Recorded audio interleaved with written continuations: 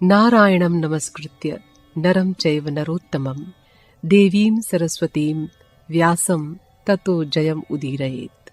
अंतर्यामी नारायण स्वरूप भगवान श्री कृष्ण और उनके सखा नररत्न अर्जुन, उनकी लीला प्रकट करने वाली भगवती सरस्वती और उसके वक्ता भगवान व्यास को नमस्कार करके आसुरी संपत्तियों का नाश करके अंतःकरण पर विजय प्राप्त कराने वाले महाभारत का पठन और श्रवण करना चाहिए।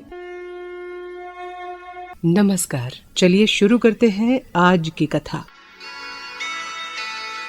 महर्षि व्यास के पुत्र शुकदेव जी का जन्म कैसे हुआ, आज सुनिए। एक समय की बात है, महर्षि व्यास नित्य कर्म से निवृत्त होकर अग्निहोत्र की तैयारी कर रहे थे। इतने में ही घृताची नाम की अप्सरा उनके आश्रम से होकर जाने लगी। उस सुंदरी अप्सरा को सामने देखकर व्यास जी अपार चिंता में पड़ गए और सोचने लगे कि मैं क्या करूं, ये देव कन्या मेरे अनुरूप नहीं है। चिंता में डूबे हुए मुनि को देखकर अप्सरा घबराकर सोचने लगी कि मुनि कहीं मुझे श्राप न दे दें।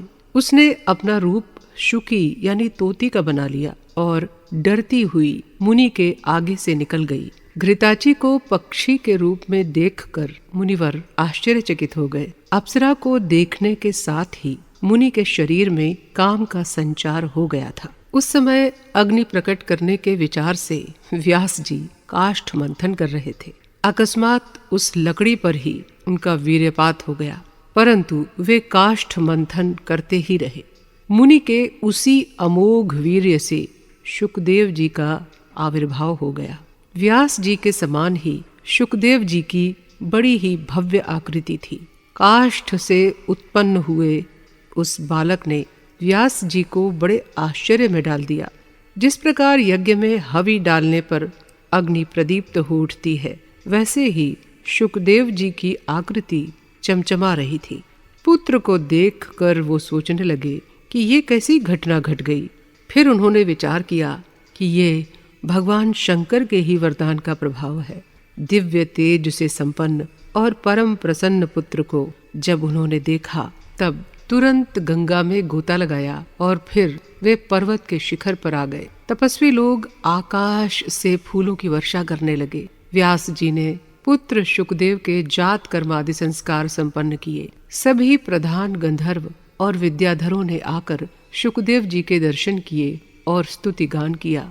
शुकदेव जी के धारण करने के लिए दंड, सुंदर कृष्ण मृगचर्म और दिव्य कमंडलु स्वयं आकाश से पृथ्वी पर आ गए। शुकदेव जी बहुत शीघ्र बड़े हो गए और प्रकाश तो उनका जन्म का साथी था। विविध विद्याओं के विशेषज्ञ व्यास जी ने उनके यज्ञोपवीत की विधि पूरी की।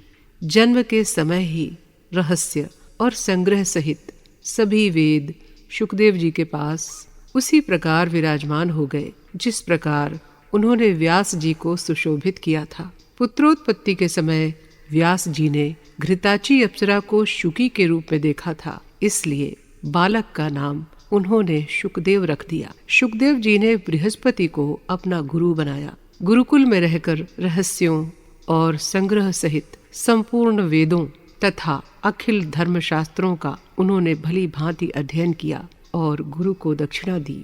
तदुपरांत वे अपने पिता व्यास जी के पास आ गए। तो इस प्रकार हुआ व्यास पुत्र शुकदेव जी का जन्म। अब एक और कथा के साथ मिलते हैं अगले एपिसोड में। तब तक के लिए नमस्कार।